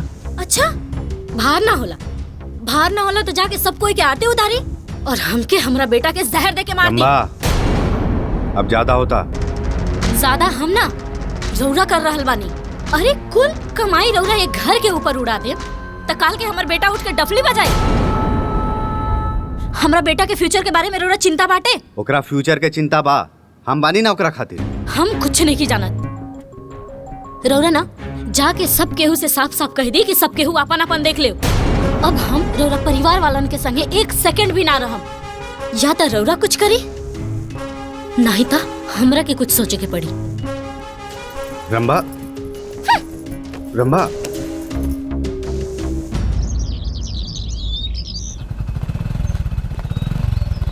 अरे दुल्हीन, आके दूध ले ला हो, दूध वाला आइल बड़न हो।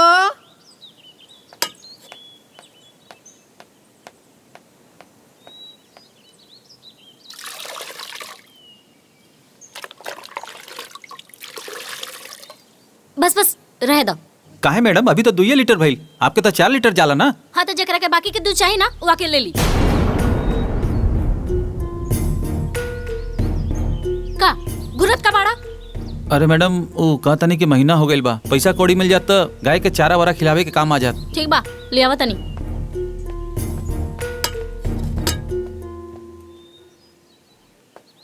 लो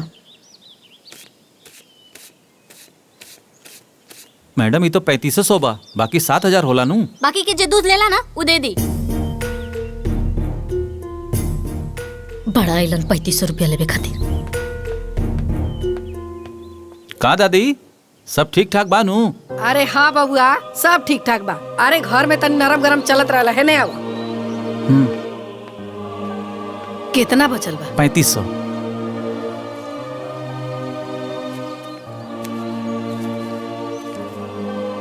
हो गइल ना? ठीक बा। ठीक बा दादी, प्रणाम। हाँ।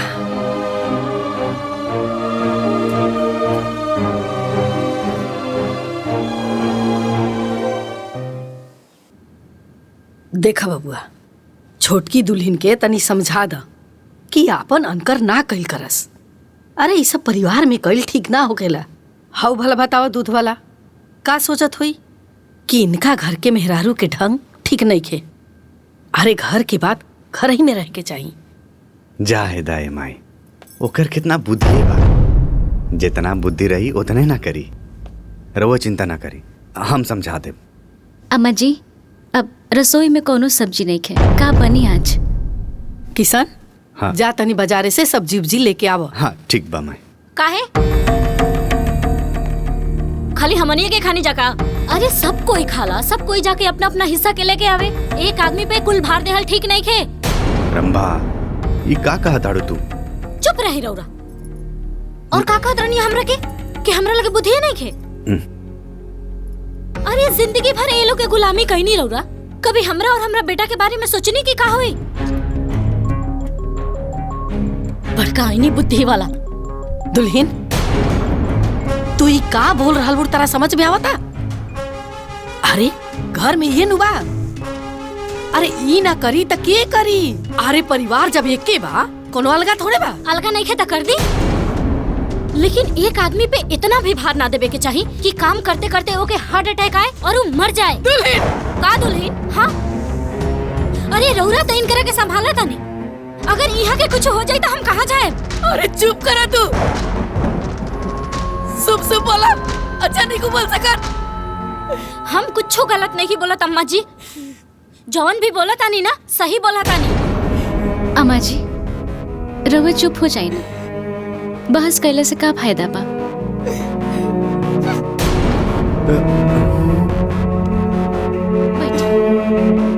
ए माई हम समझा दे, रवो चिंता ना करी।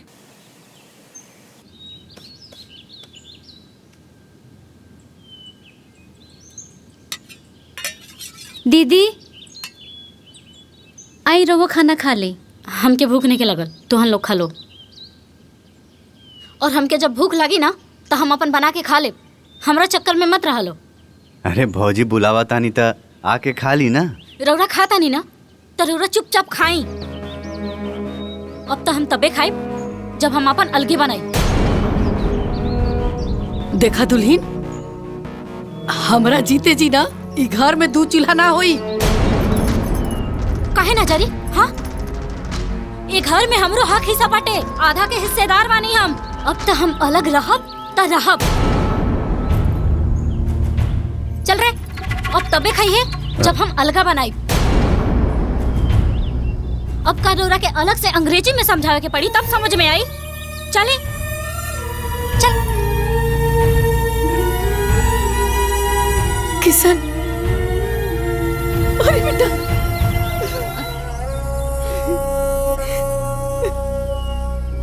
अम्मा जी जाए दीना। छोटकी दीदी अभी बहुत गुस्सा में बाड़ी। गुस्सा ठंडा हो जाए तो सब ठीक हो जाए। अरे तू ना समझ बुदुलिन।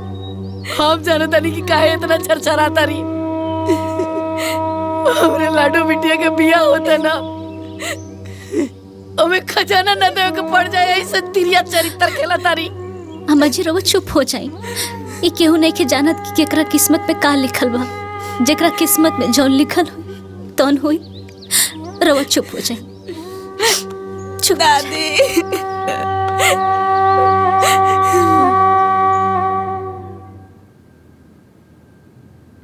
काजी पिज्जा लेके आइल बानी? हाँ ले आइल बानी। इले बेटा खा। अरे जिकरा नसीब में सुख लिखा रहेला ना वही के मिलेला।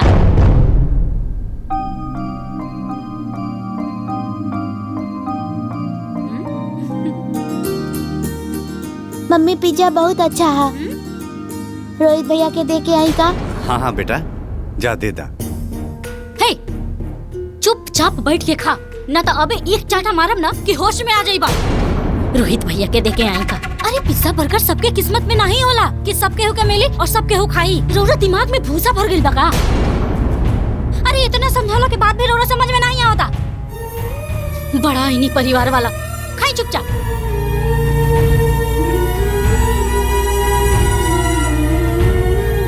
अरे ये कहाँ जाता?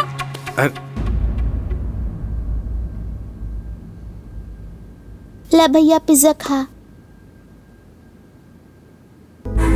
अरे तोरा के कितना बार समझावनी है कि रूम में बैठ के खो।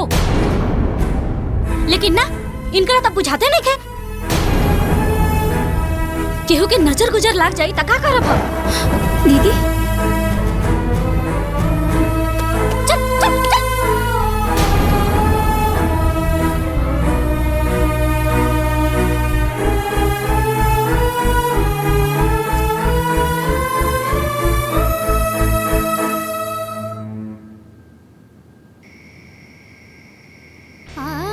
न जाने हमरा ई जीवन में कौन कौन से दिन देखे के बाकी बा।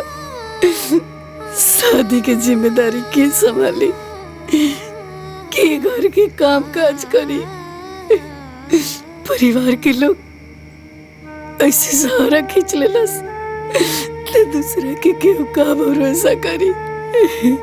अरे घर में सियान लड़की पड़ल भी है बियाह करे के, ओकर बियाह कैसे होई कि ओकर घर भर खोजी।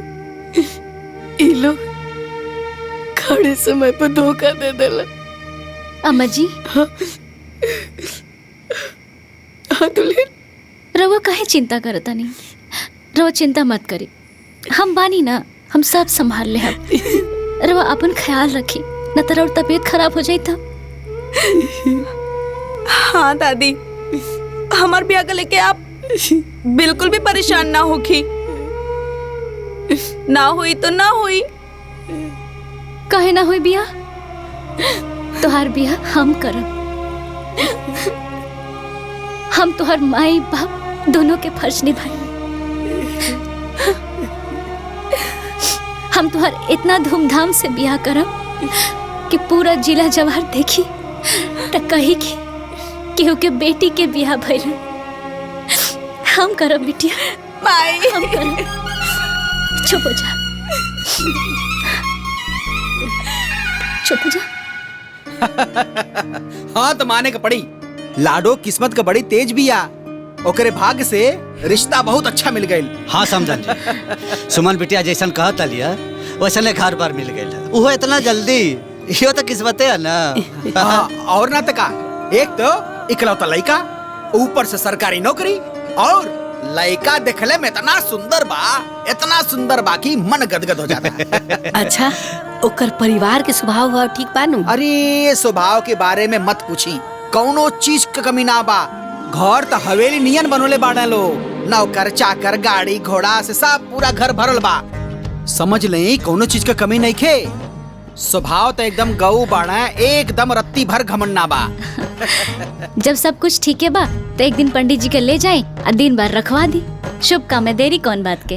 अरे एक दिन का काले चल जाता है जा, कहो जीजा। हाँ और का, सही बात है। लाडो बिटिया, तोहार ब्याह तो तय हो गई और दिन बार भी रखा गई। बाकी हमरा से एगो गलती हो गई। का माई? यह कि हम तोहसे पूछ भी ना पाओनी कि शादी तोहके पसंद बा कि नहीं। तोहरा के पसंद बा ना? हाँ बिटिया, हमके तो पसंद बा। तो बस हमरो के पसंद बा। लेकिन बिटिया। लेकिन का? कोनो माई अपन बेटी के खातिर खराब घरवर खोजी का? तू हमार माई बाड़ू, तहार पसंद हमार पसंद। बिटिया माई। दुल्हन। हाँ माँ जी। अरे तू एजा बाड़ू, हम तरह के कहाँ खोज लेनी। का हो गई? बैठी ना। अरे होई का, दिन तरह खा गई, लेकिन ये दुविधा लागल बा, सब के तर तैयारी करी, के बर बाजारी चाहिए, कैसे सब व्यवस्था होई? अरे अम्मा जी, रोतनी को चिंता मत करी। जैसे घर द्वार खोजा गई वैसे सब हो जाए। हमरा पे भरोसा बाना। हम सब कर ले। रवा चलिए आराम करी। हाँ। अच्छा बेटिया, तू आराम कर। हाँ। बाबू तू सोच जा। चलिए अम्मा जी।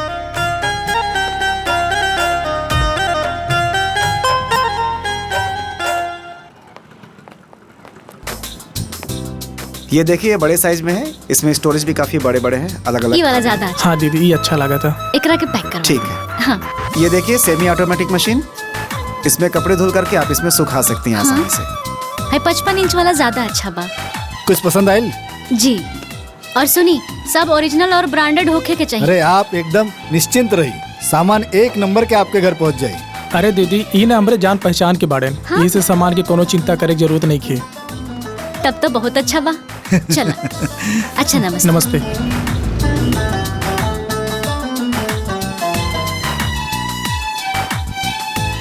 दीदी, ये बेड बड़ा सुंदर लगा था। हाँ सुंदर तो बा। बहुत महंगा हुई। महंगा बा तो का हो जाए? अरे बेटी के ब्याह करो तनी, अच्छा हो के चाहिए। अच्छा सुनी, अच्छा बा ना? अरे बहन जी का कहत बानी, प्योर शीशम के लकड़ी के बा। ठीक बा, एक काम कर जाओ, यह ले लिहल जाओ। ठीक बा दीदी। बहुते अच्छा बा। अरे दीदी ये डाइनिंग टेबल देखा, अच्छा बा ना? हाँ अच्छा बा, तो यह ले लिहल जाओ। अच्छा सुना, सब सामान हो गइल ना? हाँ दीदी सब हो गइल बा। छूटल तो नहीं है ना? नहीं। अच्छा ठीक बा, चलो बिलिंग करा लिहल जाओ। हाँ बहुते काम बिल बनवा बा देता हमके। नहीं। हाँ चलो।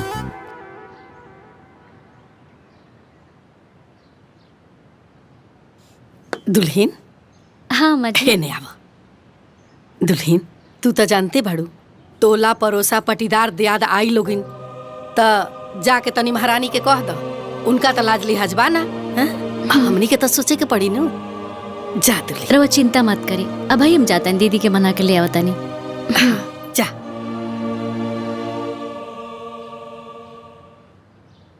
दीदी चलिए, अम्मा जी बुलावनी। हाँ हमरा के काहे के बुलाओ तनी वहाँ के?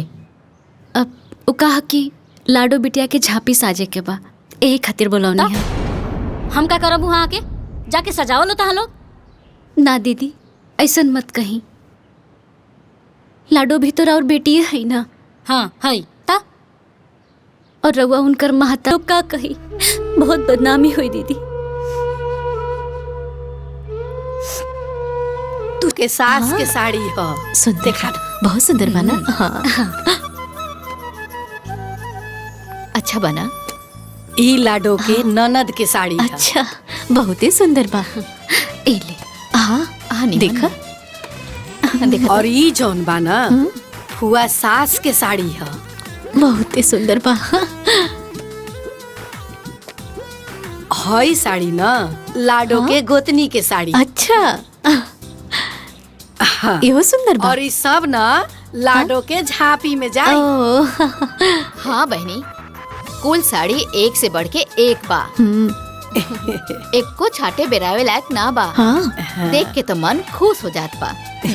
लाडो बुचिया के घर वाले देखिए तब बहुते खुश हो जाई हैं। वो बुझिए कि उ सब जम के तैयारी कैले बाड़े। हाँ बहन, जैसन 60 बाट होखे के चाही और सही कैले बानी। कोनो कमी नहीं खे बुझात। हाँ कमी तो कौनो नहीं खे, सब व्यवस्था हो गई बा। लेकिन बस खाली जेवर की व्यवस्था नहीं खे भइल, उहो हो जाई। अच्छा अम्मा जी, एक मिनट, अब भैया होता नहीं।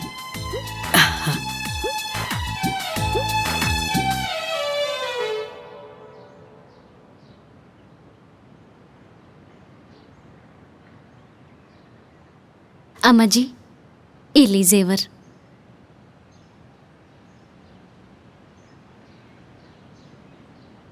दुल्हन ये सब गहना तहार है, ये सब तहरे भी रहे के चाहिए ना अम्मा जी, ये सब हमार ना, ये सब तक गीता दीदी के जेवर बाट। समय पर हो जाए चाहिए। चिंता मत करी, सब समय से हो जाएगा। अरे वाह बहुत बढ़िया।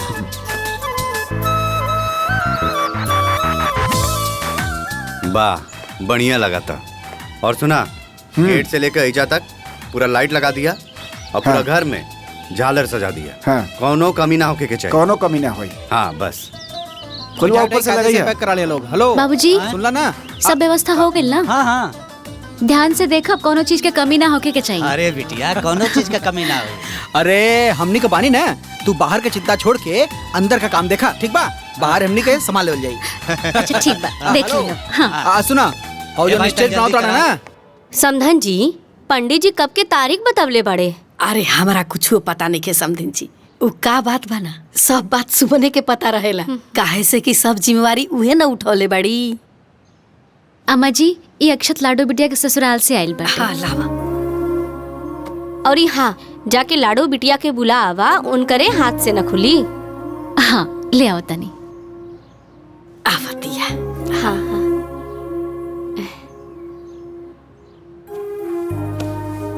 लाडो बिटिया, ई गांठ खोल के ई अक्षत अपना हाथ से छूला। अरे नाना बिटिया, दोनों हाथ से ना खोलल जाला, एक हाथ से खोलल जाला। हाँ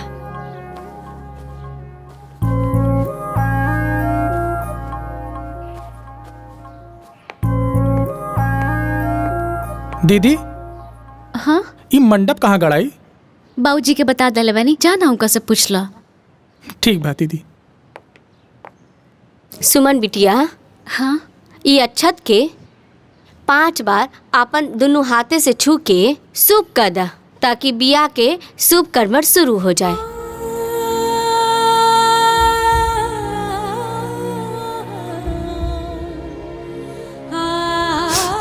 सुमन का सोचे लगलो? अरे छू के शुभ कर्म शुरू करा। अम्मा जी, हम कैसे शुभ कर्मठ कर सकेले? हम तो छोटकी दीदी सुहागिन बानी, तरवा उहे से शुभ कर्मठ करा ली। ठीक है कहा तारू सुमन, काहे के शुभ कर्मठ सुहागिने न करेली। हम ये सब ना माने नी। इका कहा तारे लाडो? हाँ दादी, हम ठीक कहा तानी। हमार माई ओहे करिए शुभ कर्मठ, जे हमरा लिए अपन जीवन निछावर कर देली, हमार सुख दुख में हमार साथ देली, जे हमरा के माई के प्यार और बाप की कमी महसूस ना होके देली, जे हमार हर भूल के भुलाई के अपने सीने से लगौली, ओहे हमार माई बाप सब कुछ बाड़ी। ओहे हमरे खातिर सुहागन से बढ़कर बाड़ी। ओहे करिए हमार शुभ